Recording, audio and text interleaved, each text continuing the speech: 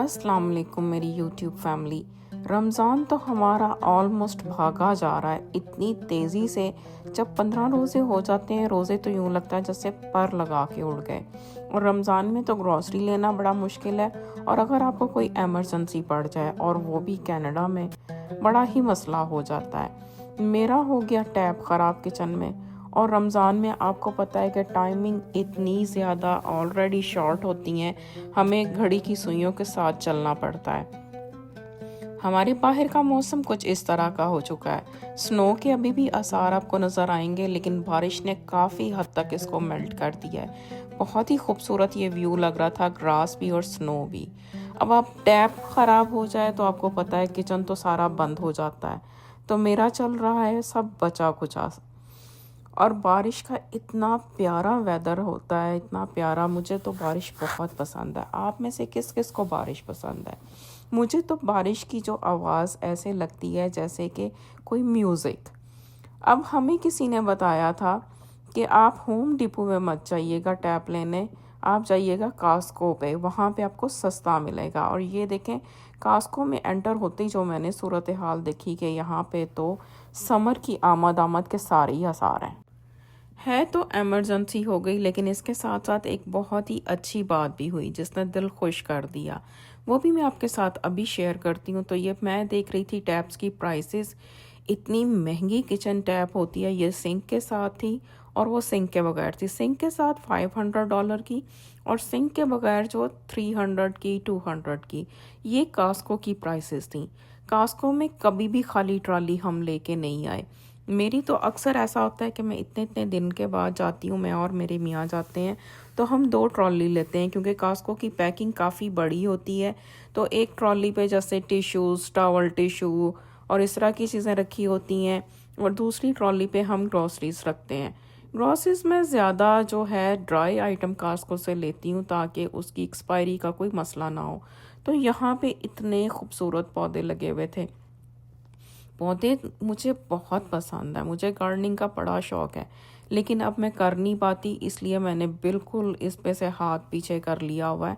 लेकिन मैं ये सोच रही हूँ कि बाहर अभी आप देखें स्नो के ढेर पूरी तरह से मेल्ट नहीं हुई और अंदर पौधे पड़े हैं। लोग पता नहीं कैसे सर्दी में बैठ के लगाएंगे।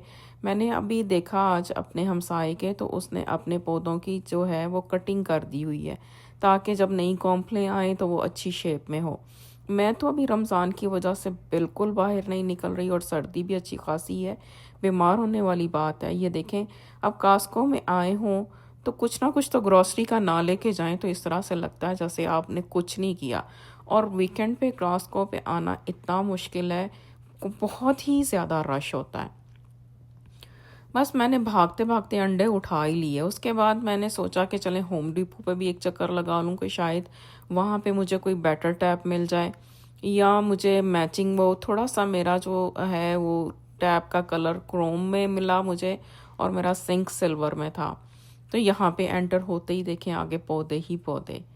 फिर मैं पौधों का जितना मुझे क्रेज़ है ना, उतने ही मैंने कम अब इसको कर दिया हुआ है। मैं तो लेकिन उसके बावजूद जहाँ पे पौधे नज़र आ जाएं, मैं एक ब्रेक ज़रूर लगाती हूँ। मेरा वहाँ पे स्टॉप लग जाता है, मैं एक एक पौधे को देखती हूँ, फूलों को देखती हूँ, दिल खुश करती हूँ, और कभी कभी ख़रीद भी लेती हूँ। तो होम डिपो पे जब पौधों के बाद मैंने सीधा टैप के जब रुख किया, तो वो वाकई ही जो हमें इंफॉर्मेशन मिली थी वो सेम थी, कि यहाँ पे भी सेम टैप लगी थी, लेकिन वहाँ पे मैंने $200 की बाई की, और यहाँ से देखें ये तकरीबन $450 की, $350 की, इतनी महंगी टैप थी। और फिर $100 जो उसने प्लम्बर ने चेंज करने का लिया। यहाँ पे कनाडा में अगर कोई नया आने वाला हो ना, जो प्लानिंग कर रहा, उसके लिए बहुत ज़रूरी है कि वो छोटे छोटे हैंडी काम जो हैं वो सीख के आए, वरना यहाँ पे तो इतने महंगे ये काम होते हैं जिसकी कोई हद नहीं। मुझे तो खैर प्लम्बर ही बुलाना पड़ा, क्योंकि मेरे ऐसा कोई भी हैंडी नहीं है जो ये प्लम्बिंग का काम कर सके। हम छोटे छोटे काम कर लेते हैं मिल मिला के, लेकिन इस तरह के काम नहीं। तो बाहर बारिश के साथ साथ स्नो, और ये इतना खूबसूरत कम्बिनेशन सा बना हुआ था मौसम का। आप देखें और इन्जॉय करें अल्लाह के रंग। इतने खूबसूरत ये लगते हैं रंग अल्लाह के। कि क्या ही कहूँ मैं। कैमरा की आंख उस चीज़ को कैप्चर ही नहीं कर पाती जो हम रियल में देख रहे होते हैं। और कनाडा का मौसम तो तकरीबन आप देखें 12 महीने में से 8-10 महीने तो वेट और ठंडा ही रहता है। बस समर तो हमारे लिए एक वो कहते हैं ना चकावा वो है। और ये बारिश का पानी खड़ा था, उसमें से जब गाड़ी गुजरी स्प्लैश करती थी, मैंने फटाफट से उस अपना कैमरा खोला, लेकिन मैं पूरी तरह से नहीं रिकॉर्ड कर सकी, लेट हो गई खोलने में। मुझे बड़ा मज़ा आया उसको।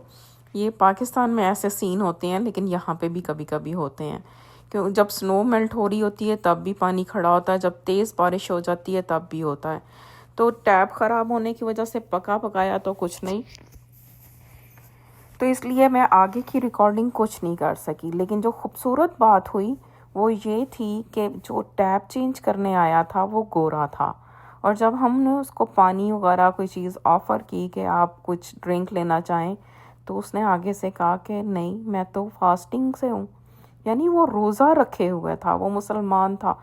इतना दिल खुश हुआ, इतना दिल खुश हुआ उसकी ये बात सुन के कि हम लोग समझ रहे थे कि वो नॉन मुस्लिम है।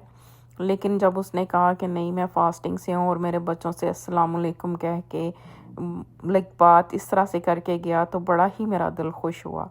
जब ऐसा कोई चीज़ होती है तो आपका दिल खुशी से इतना मामूर होता है जब आप किसी गोरे को मुसलमान देखते हैं। ये अनबिलीवेबल जो चीज़ें होती हैं हमारे लिए इतना मज़े की लगती हैं।